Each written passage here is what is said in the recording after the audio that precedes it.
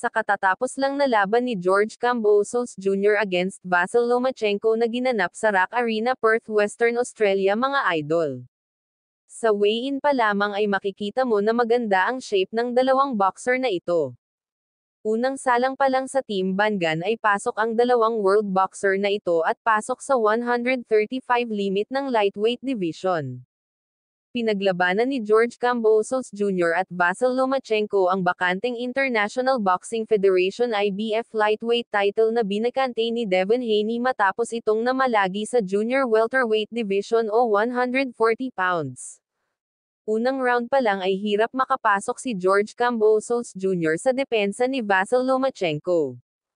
Pagpasok ng round 2 hanggang round 7 ay ganun pa rin ang takbo ng laro, hirap pa ring makakuha ng tempo si George Kambosos Jr. dahil si Vasyl Lomachenko ay pure boxer, madaling makakounter.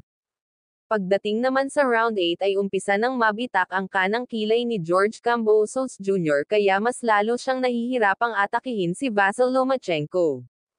At sa round 9 at 10 ay lamang nasa pantosan si Vasyl Lomachenko.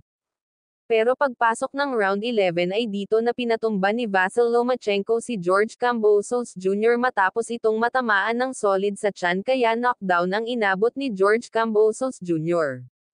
Ngunit nakatayo pa si George Kambosos Jr. para ituloy ang laban, ngunit hindi na pinaporma pa ni Vasyl Lomachenko si George Kambosos Jr. at tuluyan na itong tinapos at binanatan muli sa bodega at sumanyas na ang kampo ni George Kambosos Jr. na itigil na ang laban sa pamamagitan ng pagtapon ng tuwalya.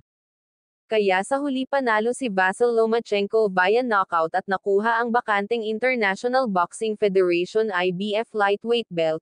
Umabante na ngayon ang kartada ni Vasyl Lomachenko sa professional boxing na 18 wins, 12 wins by way of knockouts with 3 defeats, samantalang bumagsak naman ang kartada ni George Kambosos Jr. sa 21 wins, 10 wins by knockouts with 3 defeats.